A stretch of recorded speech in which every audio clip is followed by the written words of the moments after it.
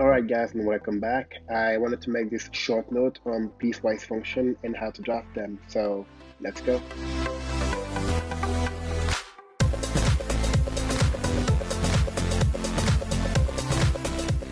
Hey guys, and welcome back. Subscribe to my channel if you have not done so already.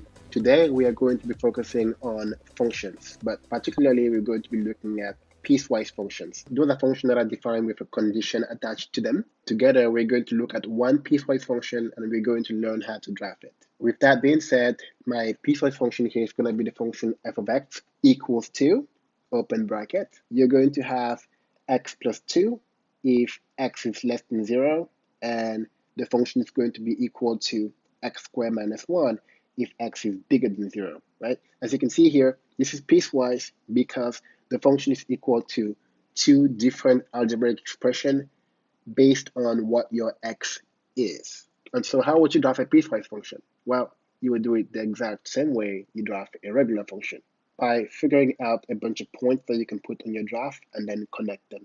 And so let's go and see what that would look like. So as usual, I'm going to pick points around the origin here so that I can have a bunch of variety, 0, negative numbers, and positive numbers. I'm going to start with the first one here as my input being -3. If I want to find f of -3 to get an output out, then what I'm supposed to do here is come to my function and looking at my conditions here, I'm supposed to look at where -3 is falling into. And as you can see here, -2 happens to be less than 0. So to figure out f of -3, I'm going to consider the first expression here of the function. And so I'm going to have -3 plus 2, and that will give me -1.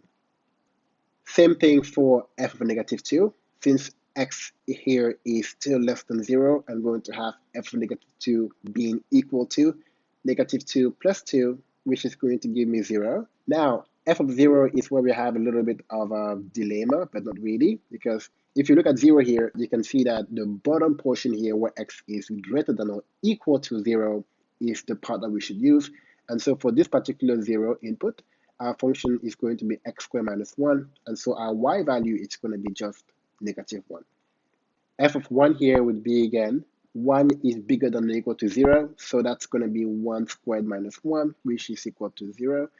F of 2 would be 2 squared minus 1, which is equal to 3. And so now, with all these points figured out, what I'm going to do is put them all on my plane so that I can connect them and have my piecewise function draft, and we'll be done. Starting with the point representing my first piece here, I'm going to have the point -3 and -1 here. And I'm also going to have the point -2, 0 right here. And then for my second piece, I'm going to have the point 0, -1 right here, and the point 1, 0. And finally, I'm going to have the point 2, 3 right here. Now, all I have to do here is connect those points, but one thing that's really important to know here is that since our function happens to be a piecewise function, its draft is also going to have to be a piecewise draft. So you're going to have two pieces here making up the draft of this particular function f of x. The first piece is going to be connecting these 2 points because that's going to be a line.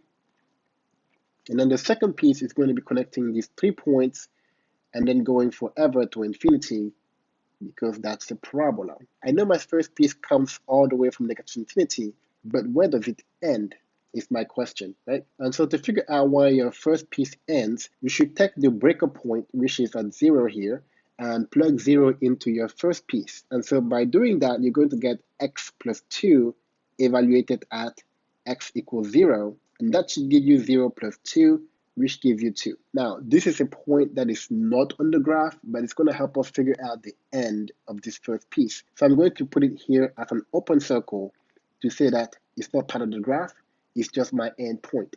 And so this particular first piece is going to be extended all the way to that open circle.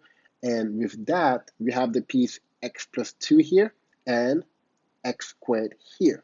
And we are done. So thank you for watching, and I will see you in the next one. Bye-bye.